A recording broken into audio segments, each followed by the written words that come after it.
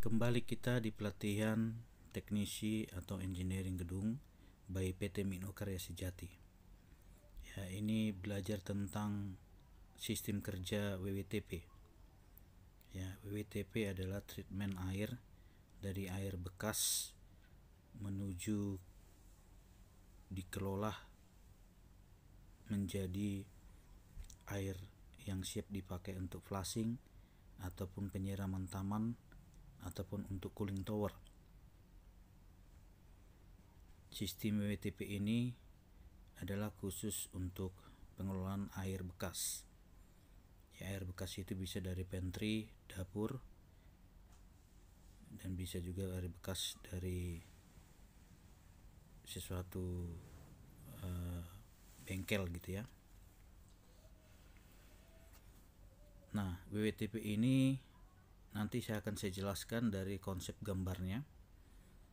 Untuk selanjutnya kita bisa memahami kalau ini adalah sekedar fisik bentuk dari sistem WTP secara aktual ya.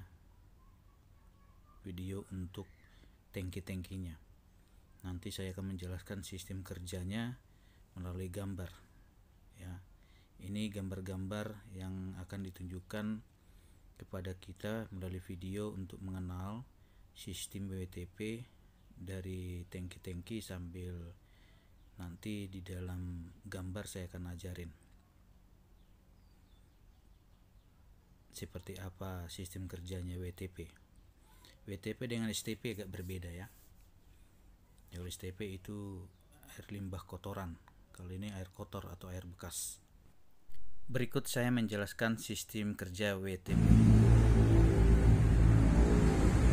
Hari ini kita belajar mengenai WWTP. Ya, WWTP untuk para engineering yang akan kita tempatkan di gedung-gedung klien. Mereka harus mengetahui sistem WWTP. WWTP ini adalah pengolahan air-air bekas. Ya, air bekas seperti dari pantry, dari dapur-dapur lah ya. Semua air bekas dari pencucian, dari makanan, segalanya itu diproses di WTP untuk bisa dikelola menjadi air yang bisa digunakan untuk menyiram tanaman dan untuk cooling tower. Itu dulu kita ketahui fungsinya. Jadi di sini ada sistemnya, saya akan jelaskan satu persatu. Ya, air bekas itu atau air kotor masuk ke satu bak, namanya bak pengendap atau grass trap. Ya, grass trap. Jadi dari grass trap ini ya masuk ke namanya bak pengendap ya melalui ada namanya bar screen. Bar screen ini memfilter kotoran-kotoran yang ukuran besar, jangan sampai masuk ke dalam sistem bak. Ya, jadi kotor-kotorannya harus di screen melewati bar screen namanya. Setelah itu airnya akan melalui overflow pindah ke tangki eco-leaching. Jadi bak pengendap atau grass trap yang dilengkapi dengan penyaring untuk air limbah yang mengandung minyak, lemak, grease yang diproduksi oleh dapur, pantry, pencucian rumah makan atau bengkel-bengkel atau apapun ya, akan difilter dulu di bar screen untuk menyaring benda-benda padat besar yang terbawa air limbah seperti potongan kayu, kantong plastik dan benda-benda padat lainnya yang tidak boleh diolah. Selanjutnya air limbah yang sudah melalui proses tersebut dialirkan ke dalam WWTP untuk menjalani beberapa tahap pengolahan di dalam bak-bak, yaitu pertama di dalam eco-leaching tank melalui sistem overflow. Di bak eco-leaching tank, dalam bak ini air limbah diaduk secara merata oleh material aerator sludge pump standar atau singkatannya MASP untuk memperoleh air limbah yang rata yang selanjutnya dialirkan secara merata dengan menggunakan submersible pump ke dalam bak aeration Ini aeration. Jadi melalui pompa, dipompa setelah merata, dipompa ke bak aeration tank. Kemudian di bak aeration ini atau aerasi, dalam bak aerasi, air limbah diaduk dan diaerasi dengan jumlah udara yang besar, sehingga bakteri aerobik yang ada dengan menggunakan oksigen yang ditransfer oleh MAT aerator ataupun MASP dari udara yang disuplai oleh blower dapat mengubah air limbah menjadi cairan yang tidak bau atau gas. Oksigen yang ditransfer oleh MASP secara maksimal ini akan menyebabkan bakteri berkembang biak dengan cepat dan tercampur dengan seluruh isi bak aerasi untuk beroksidasi dengan bahan-bahan organik yang ada. Ya, ini sistem MASP-nya ini, ya, sistem blower memberikan udara, jadi nanti oksigen itu ditransfer oleh MASP secara maksimum yang menyebabkan bakteri berkembang biak, ya, dengan cepat. Kemudian nanti dari sini melalui overflow, ini overflow ke clarifier tank atau bak penjernih. Partikel suspensinya turun, ya, ke bawah, dan airnya nanti mengalir secara overflow juga ke sistem clearing tank atau sludge digester tank nanti melalui itu. Nah, di clarifier tank ini kita akan melihat bahwa sesudah 24 jam dalam bak aerasi, cairan akan mengalir ke dalam bak penjernih. Dalam bak penjernih ini cairan akan dibiarkan diam sehingga partikel-partikel suspensinya dapat bergerak ke bawah dan diisap ke dalam bak aerasi. Activate sludge return process melalui pipa active sludge return dan menggunakan MASP yang ditempatkan di bagian bawah aerasi. Selanjutnya air akan mengalir ke bak klorinesis melalui kanal. Ya, melalui kanal. Kemudian nanti di dalam melalui kanal ini, ya, maka selanjutnya ampas pengolahan yang masih ada pada dasar bak penjernih ini, sampahnya ini diisap ke dalam bak digester untuk distabilkan sebelum dibuang. Ya, diisap melalui pompa. Di bak klorinasi, di bak klorinasi, cairan yang sudah menjalani tahap proses tersebut di atas sebelum dibuang ke saluran air buang umum dialirkan ke dalam bak klorinasi untuk menjalani proses desinfektan dengan menggunakan tablet hipoklorit. Yang air nanti yang tidak bisa dikelola itu pompa sludge digester tank itu akan membuang air yang nggak bisa dikelola ke effluent tank. Di effluent tank ini ada pompa untuk membuang ke PAL atau pembuangan umum. Ya, PAL. Dia melalui pompanya. Nah, tetapi kalau sudah airnya bisa diproses, maka dia akan mengalir secara overflow ke tangki, namanya tangki intermediate tank. Di tangki intermediate tank ini, ya, setelah melalui proses desinfektan, bak ini juga menampung air yang masuk dengan sumber air hujan dari rooftop. Ya, air hujan dari rooftop kita sebut simponik. Ada sistem simponik di sini. Yang sistem simponik yaitu ketika ada aliran tekanan dia membuka supaya air hujan masuk. Ketika airnya sudah penuh, dia menutup. Jadi air hujan ditampung juga di intermediate tank. Kalau air intermediate ini full, maka ada pompa untuk membuang langsung ke gutter kotak. Ada pompa, ada 4 pompa.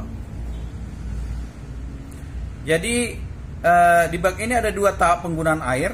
Nanti air pertama itu melalui dipakai untuk yang flushing, itu harus melalui proses filterisasi namanya. Nanti ada sini sand filter dan carbon filter. Melalui sini nanti air ini masuk ke dalam final clarifier. Setelah di sini inilah final clarifier, penjernihan terakhir Setelah itu nanti pump dipompa masuk ke dalam reservoir tank. Di reservoir tank ini akan ditransfer ke rooftop untuk cooling tower. Ya, tapi sistemnya dia ini adalah ada dua sistem, ada menggunakan overflow dan ada menggunakan pompa. Dan di sini juga di reservoir tank ini harus ada sistem softener filter. Ya, softener filter. Nah, kemudian apabila tidak dipakai untuk keperluan flushing dengan melalui proses filterisasi tadi, maka dilanjutkan lagi ke bak selanjutnya, yaitu dari awal lagi, diproses lagi seperti dari awal. Di bak effluent ini, ya, air limbah yang sudah menjalani tahap proses tersebut di atas selanjutnya dialirkan melalui vinok ke dalam bak effluent untuk dialirkan ke saluran air buangan umum. Nah, di bak reservoir ini, ya, cairan yang sudah mengalami tahap proses tersebut selanjutnya untuk dipompakan ke dalam peralatan recycle. Apabila cairannya sudah diolah, akan digunakan lagi untuk flushing. Ya, bak reservoir ini dilengkapi dengan overflow atau submersible pump, sehingga apabila hasil pengolahan titik ingin proses ke dalam peralatan recycle dapat dialirkan ke dalam bak effluent. Nah, jadi sistem WTP ini mengelola air-air bekas menjadi air yang bisa dapat digunakan untuk flushing atau untuk menyiram tanaman ataupun untuk cooling tower, keperluan cooling tower. Jadi yang perlu kita pahami pada dasarnya adalah sistem yang harus ada menggunakan mesin blower udara. Inilah yang dibilang tadi MSP ini, untuk memberikan udara ke dalam bak-bak supaya satu untuk merata, closing untuk meratakan, menghancurkan, menguraikan. Satu lagi untuk mengembangbiakkan bakteri. Dan kemudian secara overflow tadi suspensinya turun lagi, dan ada sistem lift yang ngangkut kotoran yang masih belum bisa dihancurkan, diangkat lagi, dikirim lagi ke equalizing tank atau ke aeration, ke eluting tank langsung, ya. Nah, kemudian di dalam WTP ini, water treatment ini, waste water treatment, jadi semua orang engineering harus mengerti sistem bagaimana mengoperasikan sand filter dan carbon filter.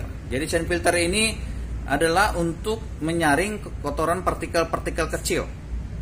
Kalau karbon ini untuk menyaring bakteri ataupun yang mengandung bau, yang bisa membuat jadi air berwarna. Ya, setelah nanti difilter di sand filter, carbon filter, dengan nanti ada perawatannya, ya, kita menggunakan sistem backwash namanya. Backwash itu mencuci media pasir sama media karbon. Ya, ada sistem backwashnya, ada panduannya, ya, gampang lah menggunakannya. Nah, disinilah air ini dapat dikelola kembali ke dalam roof tank untuk digunakan ke cooling tower. Demikianlah penjelasan saya mengenai WWTP, ya, supaya anak engineering yang kita didik bisa mengetahui lebih baik bagaimana mengoperasikan WWTP. Dan kita akan langsung ke lapangannya, kita akan tunjukkan nanti setelah selesai secara teori ini, kita akan lihat ke lapangannya sistem kerjanya. Tetap semangat, sukses by PT Minokarya Sejati untuk pelatihan engineering. Ini dia bak pengendap, dan ini dia bak equalizing tank. Kemudian ini tadi yang saya sebut MSP, ya, aerator yang memberikan udara untuk equalizing dan aeration. Itu effluent tank. Ini panel kontrolnya. Nanti kalau panel kontrol belajar di di sistem listrik. Ini dia pipa liftnya, lift mengangkut sampah kotornya. Ini dia aeration dia, ya, kita lihat itu blowernya yang membuat bakteri berkembang. Itu aeration tank. Kemudian kita ini adalah clarifier tank, yaitu bak penjernihan yang akan masuk ke chlorine tank dan ke sludge tank. register tank ya. Bak-baknya teratur semua ya, terapi. Dan ini adalah sistem pompa sand filter dan carbon filter yang akan mengisap air dari intermediate, tank intermediate ya, dibuang ke clarifier final. Ini sand filter tadi, ini carbon filter, dan ini tangki reservoir terakhir ya. Demikianlah video kita untuk WWTP. Terima kasih.